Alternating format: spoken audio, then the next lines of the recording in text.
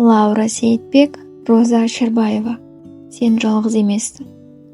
Бақытты, табысты болудың оңай 5 жолы. Алғы сөз. Қорықпаңдар, сендермен біргемін, естимін, көремін. Таха сүресі 46 аят. 18 мың ғаламды жаратқан, біздерді қараңғылықтан нұрға шығарған, білмегенімізді үйретіп, өмір сүру ережесін Құран мен насихат етіп, бізді әркез жақсылық пен мейірімге шақырған әлемдердің рабысы Рахман әрі Рахим Алланың атымен бастаймыз. Сондай-ақ барлық адамзаттың асыл үлгісі пайғамбарымыз Мұхаммедке оған Алланың салауаты мен сәлемі болсын деп кітабымызды жазып бастадық.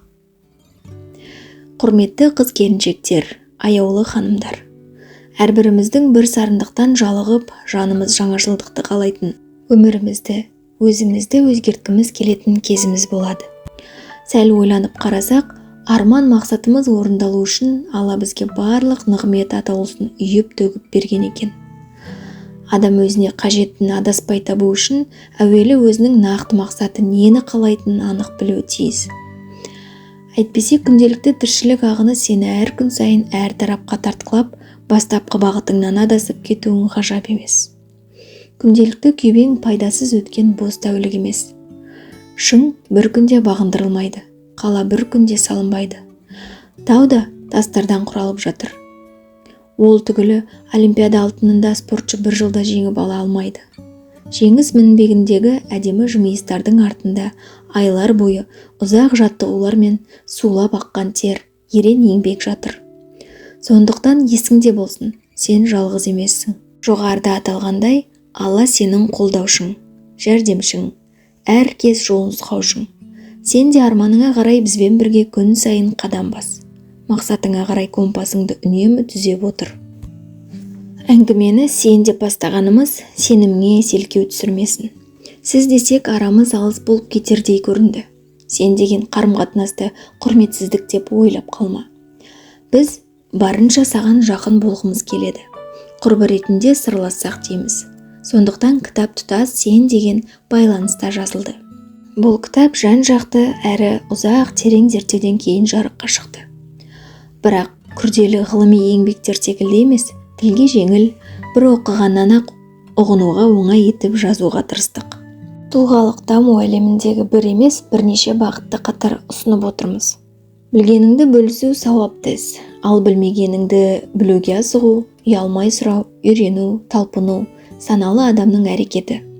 Сондықтан да теория мен тәжірибені арнайы бағдарлама мен түрлі техниканы қатар ұсынып отырған біздің спикерлер саған зейінің ашылып, алған ақпаратың қажетіңе жарасын деген тілек білдіреді. Бисмилля, бастадық. Сенің сырлас құрбыңа айналамыз деп сенеміз. Құрметпен, Алматы әйелдер орталығы. Алматы әйелдер орталығы қыз-келіншектердің жан-жақты даму академиясы. Ол саналы және сапалы өмірге, қыз-келіншектердің денсаулығы мен жан саулығына жол бастаушы бағдаршам. Кіріспе. Дүкен сөрелерінен кітап сатып алмас бұрын, әуелі оның сыртына, мазмұнына, ішінде нендей құндылық барына аса зер салып, әр бетін парақтай жөнелеміз. Тура сол сияқты бүгіннен бастап өз-өзіңнің сыртқы көрініс келбетіңе мән беріп, ішкі әлеміңе үңіліп, жүрек қалтарсыңа, көңіл түкпіріңе зер салып, өзіңе сырттай көз тастап үйреніп бастауыңды сұраймыз. Бір сөзбен айтқанда, фокусың өзіңде болсын. Ыңғайланып отырып, қалам дәптеріңді сайлап дайындал. Өзгерісті қалап өзгеремін деген ниетпен жүргеніңе де біраз уақыт өткен шығар. Бірақ қалай өзгересің, қай бағытта өзгересің, неге өзгересің, ол өзгерістен әуелі өзіңе, қала берді отбасыңа не пайда бар? Бұл өзгеріс сен үшін қайырлы ма? Өзгеріс ең алдымен өзіңді танудан басталады. Бізді күллі 18 мың ғаламды жаратқан Құдайды мойындаудан, адамзатты ол не үшін жаратты, не мақсатта жаратты, біз өзі кімбіз және бұл өмірге келгендегі мақсатымыз не деген сауалдарға жауап тапқан жан ғана ғұмырлық мақсаттарын дәл қоя алады. Тағдыр деген нәрсе бар. Жапырақта Алланың қалауынсыз үзіліп түспейді.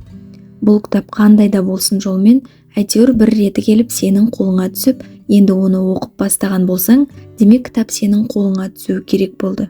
Оқып бітірерсің, бітірмессің, бірақ осы кітаптың алғашқы беттеріне көз жүгірту тағдырыңда тұр. Басқаша айтқанда, пешенеңе жазылған екен. Қажетті кеңес пен өзің іздеген сұрақтардың жауабын осы кітаптардан ретімен тауып жатсаң да таңқалма. Себебі кітапты оқу барысында түсінесің.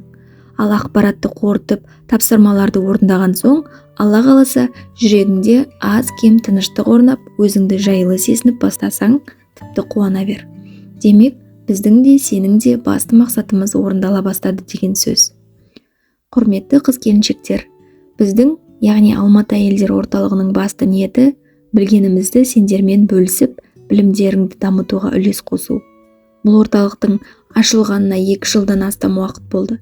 Тек қана қыз-келіншектерге арналған психология, өзін тану жетілдіру, өзінің жеке әлемін түсіну барысында қазақ әйелдерінің барынша бірлікте, берекеде жүріп бірге дамуы үшін ашылған орталық. Білім игерудің, ақпарат алудың қолжетімді заманына келдік. Қазіргі күн үйренемін деген ниетің болса жеткілікті. Қажетті мәлімет, пайдалы білім алдыңнан шығады. Үйде отырып ақ әлемнің өзгерісін, даму сатыларын біліп, ғалам бағдарынан хабардар бола аласың. Үйдің тірлігі, баланың бабы, күйеуімнің күйін табамын деп жүріп, ештеңеге үлгермеймін деген сылтауды санаңнан алып тастағаның жөн. Әлбетте, үй жай мен ошақ басындағы ынтымақ әуелгі орында. Өзімді дамытамын деп, үйдегі ырысты ысырып қоюға мүлде болмайды. Бірақ бәрін үлгеруге де болады. Бір-бірімізге дем беріп, сүйеу болып, даму үшін білімімізбен бөлсек, барша қазақ қыздарының болашағы жарқын боларына сенеміз. Әлемді өзгерткің келсе, әуелі өзің өзгер деген қағида бар. Айналамыздың жақсы жаққа бет бұруын шын қаласақ, әр әйел адам өзімен жұмыс істеуді бастап, жақсы әдеттерін жан жағындағы құрбы-құрдастарына үйретіп, үйренгенімен бөлісіп жүретін болса, қоршаған ортамызда да жақсы өзгерістер лебі есе бастайтыны анық. Біріншіден, кітаптың ең негізгі мақсаты өмірін жақсы арнаға бұрамын, пайдалы әдет қалыптастырамын, нағыз әйелге тән болмысымды табамын деген барлық қыз-келіншектерге, ханымдарға арналған пайдалы ақпарат көзі болу. Жас ерекшелігін, қоғамдағы статусын талғамайды. Екіншіден, бұл кітап өзінің отбасылық өміріне, айналысып жүрген шаруасына, тапқан табысына, жақындарына, күйеуіне көңілі толмай, күш-қуаты азайып, тез шаршап жүрген қыз-келіншектерге арналады. Шын мәнінде жақсы өзгеріске талпынсаң, ізденсең, отбасыңа береке орнатып, өзіңді дамытып, қызығушылығыңды арттыра жүріп, жетістікке жетуге болатынын көрсету. Нақты мысалдар мен жетістік жолдарын ұсыну. Арнайы техникалар арқылы алғашқы әрекеттерге ынталандыру. Үшіншіден, тұрмыстағы келіншектердің қажеттіліктерін толықтыру. Алламен байланысын күшейтудің маңызын жеткізу. Берекені арттырудың жолдарын түсіндіру. Ал тұрмыс құрмаған қыздар болса, болашақта қажет болатын отбасылық өмірде қолдануы тиіс пайдалы әдістермен таныстыру. Төртіншіден, өз бағасын білмей, комплекстер мен бойдағы қорқыныштан, түрлі фобиялардан арылуға практикалық тұрғыдан жол сілтеу.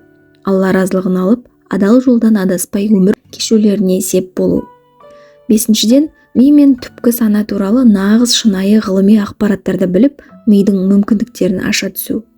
Сондай-ақ жаман ой, өз өміріңнің берекесін алатын, жолыңды жабатын әрекеттерден аулақ болуға шақыру. Жарқын болашақтың іргетасын бүгіннен бастап қалау. Миымызбен түп санамыздың өзіміз білмейтін мүмкіндіктерін ашу, трансформация жасау. Алтыншыдан, нәзіктік пен мейірімді әйелдік образ бен энергия көздерін бойда ояту әдеттерін ұсыну. Материалдық жағдайды жақсартудың негізгі көздерін көрсетіп, ризықты арттырудағы керемет формуламен таныстыру. Сонымен бірге арманыңды дұрыс анықтап, әрекет жасай отырып, жүйелі жоспарлар құруды үйрету. Ең бастысы, өз болмысын қабылдай алатын және жақсы көретін әйел, қыз-келіншек образын қалыптастыру. Іске сәт, ханымдар. Ескер, кез келген жаңа ақпаратты алу және жаңа іс-әрекет жасау барысында ми міндетті түрде қарсылық танытады. Өйткені мидың негізгі функцияларының бірі адамның бойындағы күш-қуатты үнемдеп, сақтап отыру. Сен үйренген әдеттерден, ойлардан өзгеше жаңа ақпаратты қабылдап, оны өңдеу біздің миымызға салмақ салатын процесс. Ал ми оған жол бергісі келмейді. Ол үнемдеген энергияны сенің өміріңде болуы мүмкін форс-мажорлық жағдайға дайындық ретінде жинақтайды. Бірінші бөлім. Өзгеріс өзіңнен басталады. Шын мәнінде амалдар ниетке байланысты. және расында әрбір адамның іс-әрекеті ниетіне сай бағаланады. Хадис. Дұрыс ниет оң нәтиже. Кез келген істі Алланың атымен бастап, Алла разылығы үшін деген ниетпен әрекет етсе, ол істің берекесі көп болады. Әуелі ниетің дұрыс болуын іштей қадағалап, жақсы ой мен таза пейілдің маңызды екенін ескер. Соңғы кездері психологияда трендке айналған тақырып саналылық, осознанность. Адамда үнемі екі қалып болады: автоматты және саналы қалып. Саналы болу дегеніміз не? Оның өмірдегі маңызы қандай? Саналылық дегеніміз әрбір іс-әрекетіңді не үшін, кім үшін, қалай жасап жатырғаныңды, дәл осы әрекет саған не үшін қажет екенін нақты білу. Автоматты түрде әрекет ету дегеніміз ше? Мысалы, барлығымызға таныс жағдай.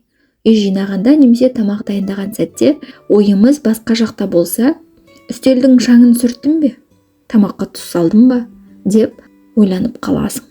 Өйткені біз ол әрекеттерімізге саналылық қосқан жоқпыз. Ал саналы әрекет ету дегеніміз ойыңның әрекет етіп жатқан ісіңде болуы. Мысалы, тамақ жасап жатқанда әрбір процеске көңіл бөлсең, дәмді ас даярлау деген мақсатың бар. Тіпті байқасаң, автоматты түрде жасаған тамағың немесе саналы түрде дайындаған асың екі түрлі дәм береді. Сондықтан саналы түрде жасалған әрекеттің нәтижесі әркез жемісті болады.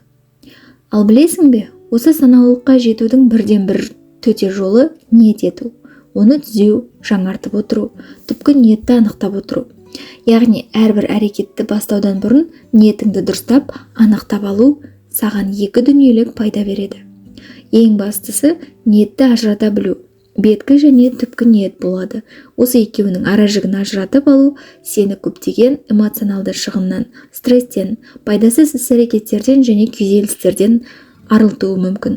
Кейде бір іс жасағанда біз тек беткі ниетті ғана назарда ұстаймыз. Алдымен екеуінің айырмашылығын мысал арқылы түсіндіріп алайық. Жақын құрбың сенен көмек сұрап келді. Қолың тимей тұрса да бас тартпай көмектесуге келісім бердің. Алла разылығы үшін көмектесіп жіберейін деп ниет еттің.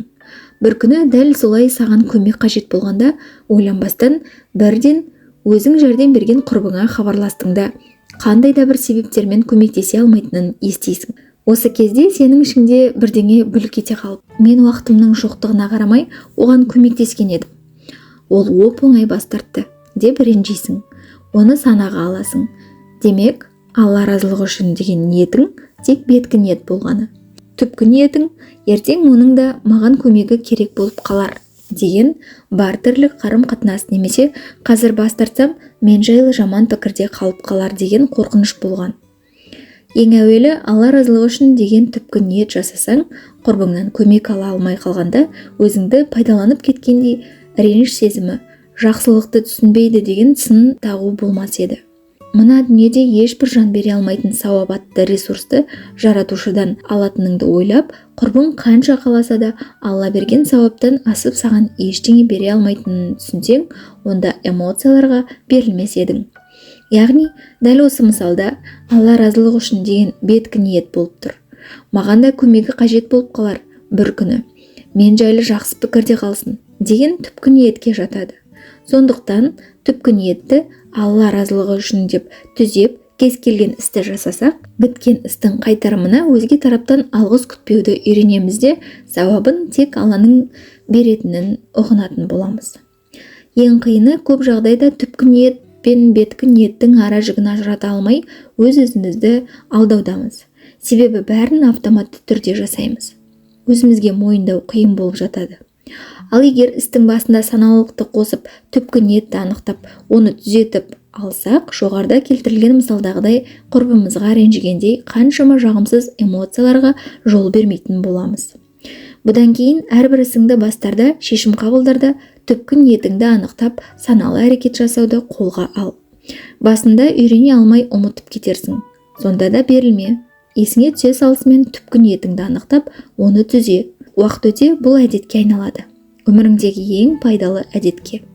Мысалы, жұмыстан келіп, сергіп тазалану үшін суға түскің келеді дейік. Автоматты түрде барып, суға түсесің, өзің қалағандай сергейсің, таза боласың. Ал енді сергу тазалануға қоса, жаратушымыз тазалықты жақсы көреді. Алла разылығы үшін өзімді таза ұстайын деген ниет болса, жуыну құлшылық, ғибадат есебінде жазылып, Құдай қаласа, одан да сауап аласың. Көрдің бе? Бір ғана жуынып шайынудың өзінен әйел баласы ниетін түзесе пайда таба алады. Көп жағдайда декретте үйде отырған келіншектер күн сайын бір сарынды қайталана беретін жұмыстан жалығып, күйзеліске түсіп кетуі мүмкін. Не себепті? Өйткені ол істің бізге қаншалықты пайдалы екенін білмей, өзімізді түк бітірмей жүрген жандай сезінеміз. Күнделікті қаншама сауап пен ресурс алуға болатын ісімізді бітпейтін күйбелең тіршілік деп қабылдаймыз. Жасап жүрген ісіміздің біз үшін қандай пайдасы барын білмей, бала, күйеу, ата-ененің көңілінен шығу үшін автоматты күйде жүргендіктен көп ресурс жоғалтып, энергиямыз сарқылады. Себебі күнделікті жасайтын үй шаруасы, балаларды тамақтандыру, ас даярлау, барлық әрекеттерді жасауға түпкі ниет анықталмаған. Немесе түпкі ниетіміз дұрыс болмай, күйеуім келгенде мақтасын, ата-енем жаман келін демесін деген сынды ой қалыптасуы мүмкін. Мұндай ниет қалыптасса, демек сен кішкентай бала позициясында жасаған ісің үшін мақтау, не елеп ескеру күтіп, мақтау сөз ести алмасаң, ренжіп, ашуланасың. Яғни тағы да энергия, ресурс шығындайсың. Саналылықты қоссақ, ересек адам позициясынан әрекет етіп, күнделікті жасап жүрген ісіңді ниетіңмен реттесең, оларды жасау әлде қайда оңай бола түседі. Ресурсқа айналады. Қалай? Күнде тамақ даярлау алдында Алла осы тамақты отбасы мүшелеріне сіңімді ет, шипа дарыт, мұсылмандарды тамақтандырған адамдардың сауабын бер маған деп ниет етсең, ниетіңе қарай сол тамағың отбасың үшін берекелі, Құдай қаласа шипа да болады. Үй тазалығын жасарда ниет етіп, үйіңнің таза болғанының сен үшін қандай пайдасы барын ойлап, жаратушым, үйімді сенің разылығың үшін тазартуға ниет еттім. Маған қағбаны тазартқандай сауап бергейсің деп іске кірісіңіз. Балаға қарауда да ниетті дұрыстау арқылы қаншама ресурсқа кенелуге болады. Аманат етіп берілген балаға қамқорлық танытып, мейірім беруде қаншама сауапқа кенелетінін түсінгенде, жасау керек ісіңнің барлығы оңайлана түседі. Күнделікті қайталанатын шаруалардан шаршамайсың. Олардың құндылығын түсініп, түк бітірмегендей сезінбейсің. Өзің үшін қандай пайдасы барын, ешкім бере алмайтын сый сауап алғаныңды түсінгенде, сендегі ресурс толыға түседі. Себебі әдетте сен физикалық тұрғыдан шаршамайсың. Миың жасап жатқан ісіңнің құндылығын білмей, оны жасауға қарсылық танытып, іштей күрес жүргендіктен әдеттегіден өте көп энергия шығындап болдырып қаласың. Шаршаудың себебі осында. Түпкі ниетті анықтау, саналылықты қосып, денеңнің физикалық жасайтын әрекетінің мағыналылығын миға жеткізу арқылы ресурсқа толып, энергияңды үнемдеп, негативті эмоциялардан сақтануға жол ашады. Алла қаласа. Бүгіннен бастап әрбір ісіңді ниет етіп, тақырып басында айтылғандай, Алла разылығы үшін амал етсең, ешбір жерден сатып ала алмайтын қаншама сауапқа кенелесің. Жүйкең де орнына түсіп, әр күніңнің қадірін ұғасың. Ниет туралы алған ақпараттарыңды дәл қазір іске асырып, кітап бетінде ұсынылған ақпараттар мен кеңестерден, тапсырмалардан кемшілік іздемей, Алла разылығы үшін білімді толықтыру, оған амал ету, күнделікті өміріме пайдалану арқылы жаңа деңгейге көтерілейін деген мақсатта оқып шығайын деп ниеттенсең, тек білім алып қана қоймай, осы кітапты оқуға кеткен уақытымыз да Құдай алдында құлшылық есебінде жазылуы ғажап емес. Осы секілді әрбір әрекетін Аллаға тапсырып, кез келген ісін жақсылық, қайыр көре білген адамның өмірі жеңілдейді. Позитивті ой құнарлы білімнің тез сіңуіне көмегін береді. Ішіңнен мен бұл кітаптан пайдалы білім аламын, өзіме уәде беремін деген сөзді жиі қайталап қой. Өйткені өз-өзіңмен келісімге келген сәтте ми біреуге уәде беріп жатыр деп қабылдайды. Ми өзіне қажетті бұл сигналдан тапсырма алып жатқандығын сезінеді. Ендеше ниетімізді дұрыстап, өзімізге уәде беріп болсақ, кітапты оқуды жалғастырайық. Бұл кітапты қандай ниетпен сатып алдым деген сауалды да өзіңе қойып көрші. Санаңда бірнеше жауап тізіліп шықты ма? Сенде бірінші өзгеріске қадам бастау үшін деген жауап пайда болған шығар. Ендеше трансформацияға толық дайынсың. Адам аш болса, асқазанына дәмді тамақ жетіп, қанағат тапқанша тездетіп ас ішуге асығады ғой. Тура сол секілді адамның жаны рухани тұрғыдан аш болып пайдалы білімге құмартып жаны шөлдеп тұрса, ерекше ықыласпен осы кітаптағы бар білімді алып қалуға, ауадай жұтып санасын қажетті ақпаратқа толтыруға асығып тұруы тиіс. Сонда сенің ниетің арқылы кітаптағы білім өз орнын табады. Жаныңды емде жарылқайсың. Адамның жаратылысы жан мен тәннен тұрады. Ойланып қарасақ, біз тән рахатын көп ойлап, жан дүниемізбен ішкі әлеміміздің қалауын кейінге шегеріп, тіпті ұмытып кетіп те жатамыз. Бірақ жүрегімізге салмақ түсіріп, өмірімізде бір қиыншылық орын алған сәтте, Алладан дұға тілеп, жан дүниемізге көңіл бөліп, кейде өздігімізден жылап, іштегі шерді тарқатып аламыз. Енді бірде көңілді уайым билеп, мазасыз күй кешіп, тірлігіміз бітпей, берекесіздік басып, бір түрлі шаршаймыз ғой.